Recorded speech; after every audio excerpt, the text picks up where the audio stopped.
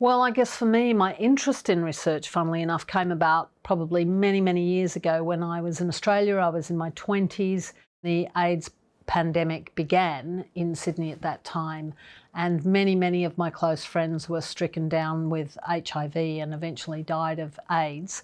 And it was so catastrophic that I was really compelled to try and understand how that virus could have escaped and become such a profound health issue. And I was incredibly struck by just how much social circumstance, timing and so on can sort of have a real impact on people's life or death experiences in pandemics. And that was something that I, wanted to understand more about and really wanted to be able to intervene in and make a difference in.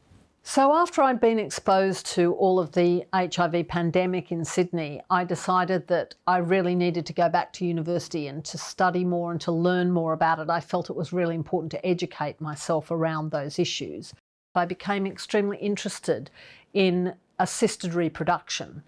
It is often the case nowadays in modern life that people have to rely on technologies in order to reproduce in ways that they didn't do historically, partially because they didn't have access to those technologies before. And I've become very interested in the sort of ethical, legal and social issues that surround assisted reproduction, and particularly how assisted reproduction and IVF treatment has been rolled out in the global south. So I've worked in India for many years, and everybody thinks, India, China, surely these people don't really need assisted reproductions. They're some of the most populous countries in the world.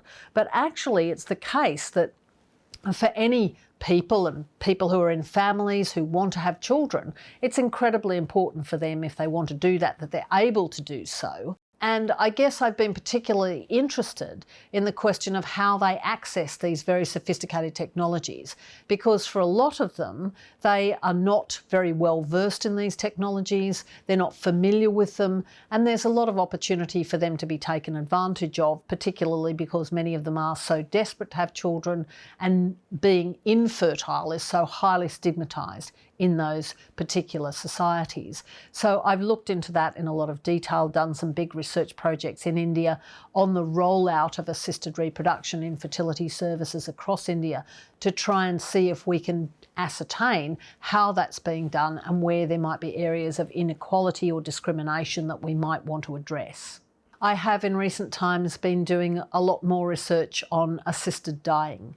So assisted dying is the process by which people who are in the final months of their life, because they have a terminal disease, are able to consider accessing an assisted death. And what that means is that they would be able to access a drug at the end of their life which would terminate their life with medical assistance. And I've done research, I've interviewed now over 50, nearly 60 individuals who in some way have had their lives touched by their inability to access an assisted death at the end of their life. Those tales are incredibly harrowing. And it's very difficult as a social researcher to take those qualitative interviews with those people. But I think it's incredibly important to do so. This is something that is coming up and now being debated in Parliament in the UK. And one of the things I've always been interested in is how we can translate research into policy. And the kind of research that I've undertaken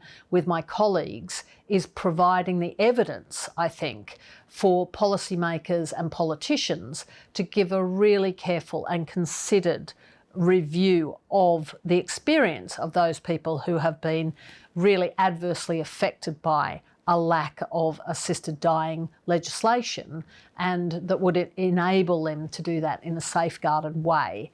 And I really hope that the production of that evidence will make a difference to that debate going forwards. My trajectory to the department was a very interesting one. I was very close friends with Professor Nicholas Rose, and it was Nick's original idea to create the department here.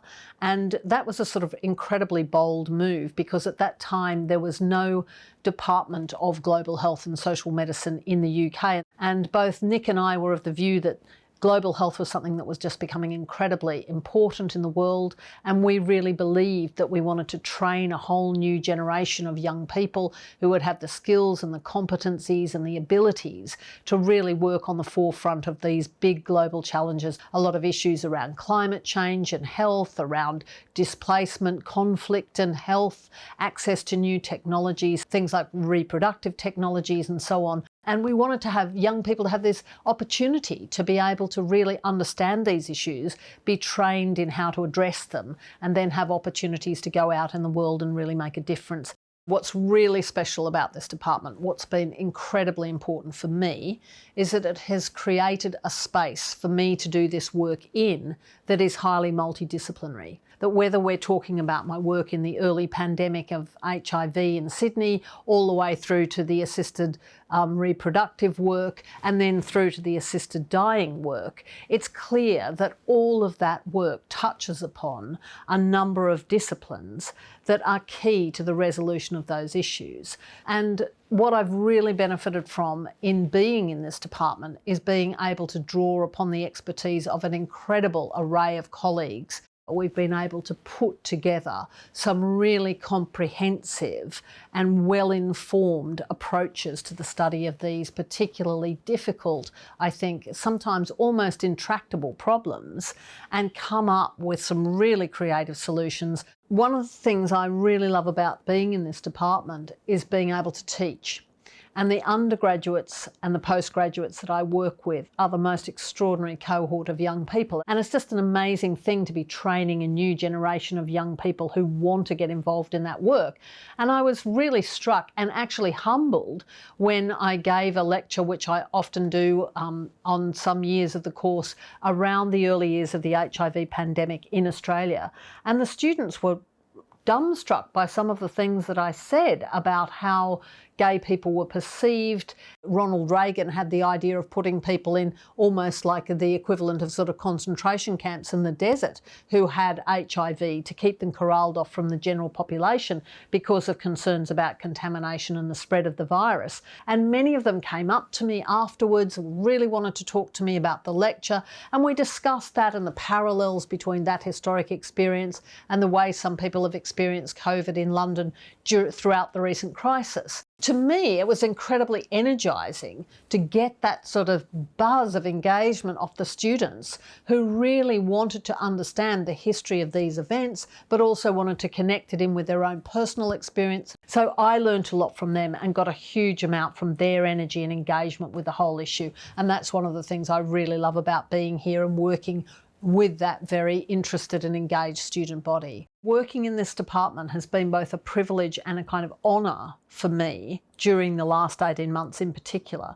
because I feel like I've come the full circle, ironically enough, from my work on the HIV pandemic in Sydney, during the early 80s, all the way around full circle to the COVID pandemic here in London. It's just been one of the incredible privileges of my life to work with the people that I work with who are just some of the world-leading experts on these topics.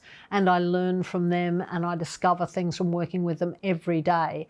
And they really improve and nuance my understanding of all these issues. In the end, we're all here to do something useful during our lifetime, I hope. And for me, one of the really important things to do is to try and capture and gather all that knowledge and evidence and testimonies from the people that I've worked with and really use that, mix it with the expertise and the knowledge of my colleagues to create these applied creative solutions that can be passed into policy and made workable in the world in ways that will really benefit all echelons of society and those people particularly who are most adversely affected by these issues.